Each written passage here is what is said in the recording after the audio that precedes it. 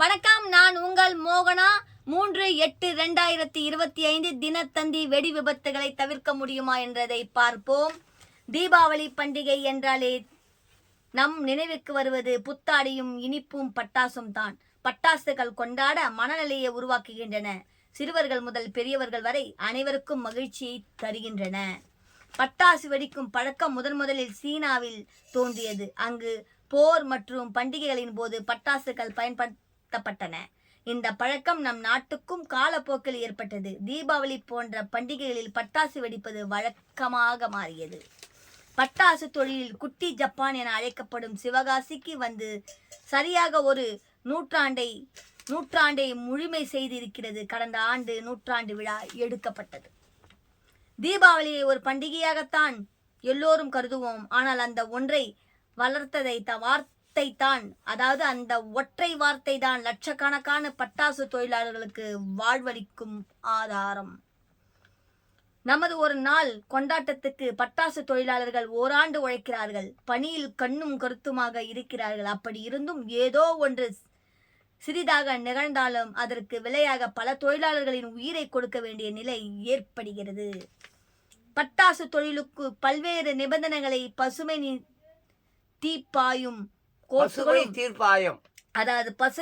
தீர்ப்பாய கோர்ட்டுகளும் அதிகாரிகளும் விதிக்கிறார்கள். புதிய மூலப்பொருட்களை பயன்படுத்த சொல்கிறார்கள். ஆனாலும் வெடி விபத்துகள் சமீப காலங்களில் தவிர்க்க முடியாததாக மாறி வருகிறது. அத்தொழிலில் இருப்பவர்களை கவலை கொள்ள செய்திருக்கிறது. வெடி விபத்தால் பெற்றோரை இழந்து குழந்தைகள் சிறுவர்கள் தவிப்பதை காணும் போது இதயம் கனைகிறது. அவர்களது எதிர்காலம் குறித்து கவலையும் எழுகிறது. வெடி விபத்துகள் ஏன் ஏற்படுகின்றன என்பதற்கு அத்தொழில் சார்ந்தவர்கள் பல்வேறு காரணங்கள் கூறுகிறார்கள். அதை நாம் இங்கே காணலாம்.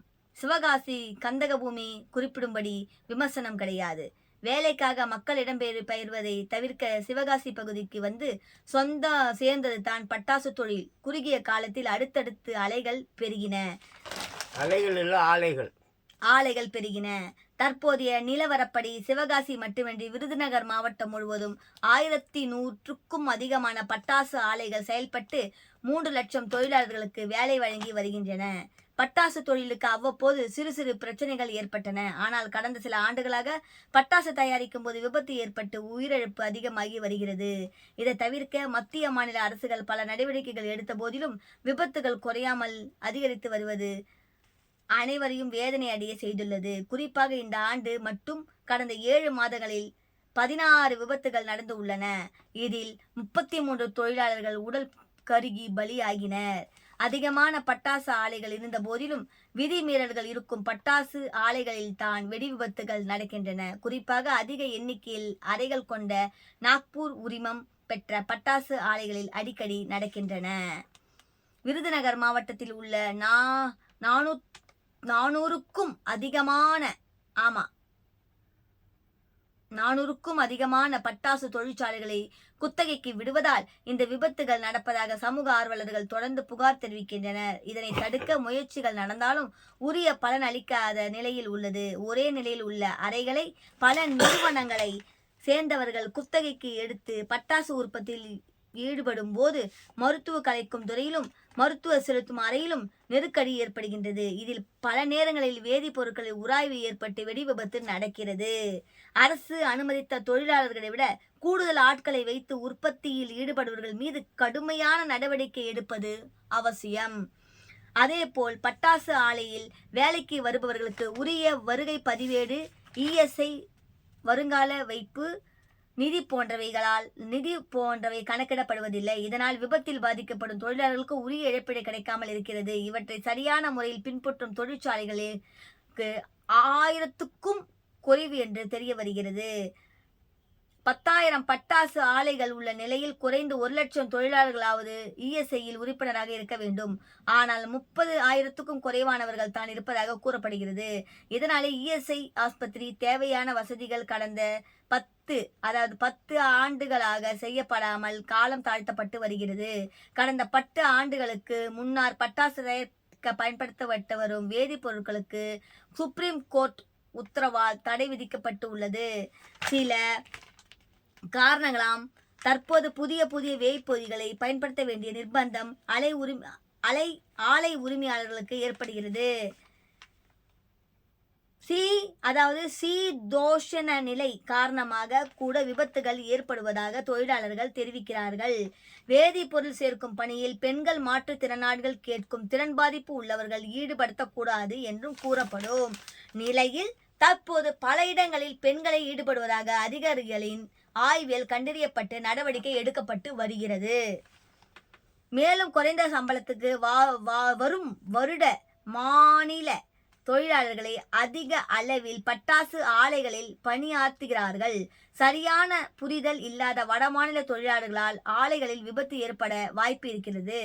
பட்டாசு வேலைக்கு வரும் பெண்களின் 30% பேர் ஏற்கனவே சரவெடி உற்பத்தியில் ஈடுபட்டு வந்த நிலையில் தற்போது சரவெடி உற்பத்தி முழுமையாக நிறுத்தப்பட்டு உள்ளதால் அவர்கள் மாற்ற பணிக்கு பயன்படுத்தப்படுகிறார்கள். இதனால் கூட சில நேரங்களில் விபத்து ஏற்படுகிறது. விபத்துகளை தடுக்க அரசு எடுத்து வரும் நடவடிக்கைகள் விதிகளை சரியாக கடைபிடிக்கும் பட்டாசு ஆலை அதிபர்களும் பாதிக்கப்படுகிறார்கள். மொத்தத்தில் விதிமீறல் ஆலைகளின் உரிமை மங்கள நிரந்தரமாக ரத்து செய்வதால் விபத்துகள் பெருமளவு தடுக்கப்படும்.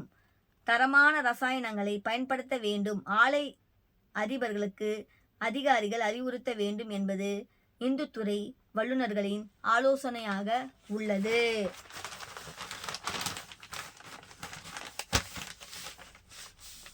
அடுத்து விழாக்களில் கலந்த பட்டாசுகள். உலக அளவில் பட்டாசு உற்பத்தியில் சீனா முதல் இடத்திலும் இந்தியா 2வது இடத்திலும் உள்ளன. கடந்த ஆண்டு மட்டுமே சுமார் 6000 கோடிக்கு பட்டாசுகள் சிவகாசியில் தயாரிக்கப்பட்டு நாடு முழுவதும் அனுப்பி வைக்கப்பட்டன.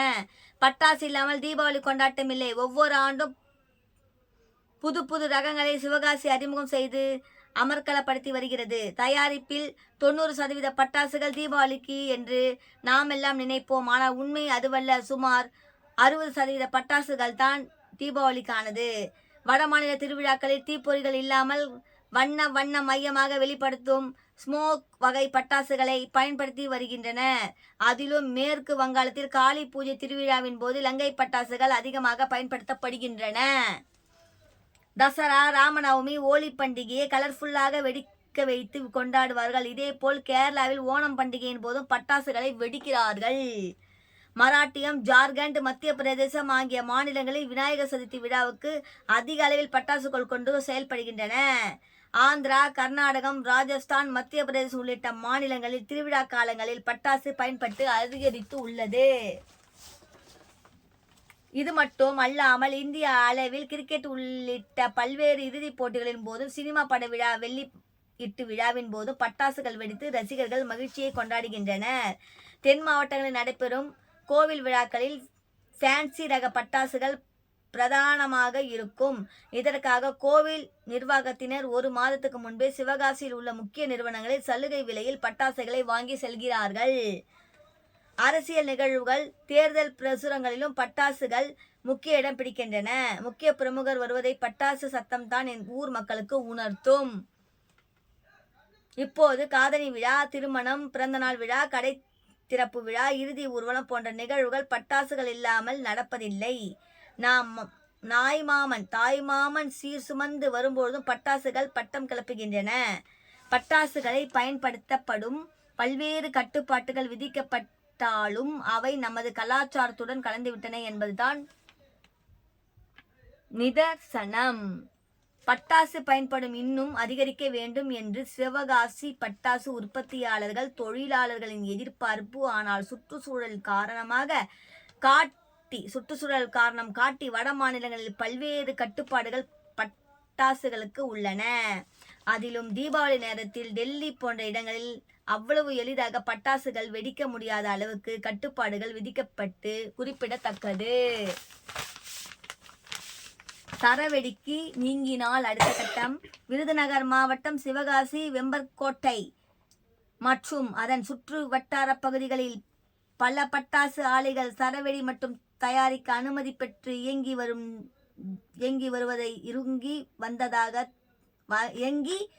வந்தவை ஆகும். தென் மாவட்டங்களில் தீப்பெட்டி, பீடி சுற்றுதல் எப்படி பெண்களுக்கு கைத்தொழிலா அல்லது போன்று சரவெடியும் சிவகாசி பகுதி பெண்களுக்கு கைத்தொழில் போன்றது. ஆனால் ஆலைகளுக்கு சென்று தயார் செய்வார்கள். சரவெடி தயாரிப்பதற்கு முன்னதாகவே சரம் பின்னுதல், பேப்பர் குழாய் சுட்டுதல், வளையம் குத்துதல், மண் பூசுதல், சாயத்தில் நனைத்தல், பாக்கெட்டுகளில் அடைதல் உள்பட்ட 27 வகையான இணை தொழில்கள் உள்ளன. இவற்றை பெரும்பாலும் பெண்கள் தான் செய்து வந்தனர். அதிக வேலை வாய்ப்பை நாடக்கூடியதாகவும் எளிதாக செய்யக்கூடியதாகவும் சரவெடி இருந்து வந்தது. நிரந்தரமான ஊதியமும் கிடைத்து வந்தது. வீட்டு செலவு, குழந்தைகளின் கல்வி செலவுக்கு இந்த ஊதியத்தை முழுமையாக பயன்படுத்தி வந்தனர்.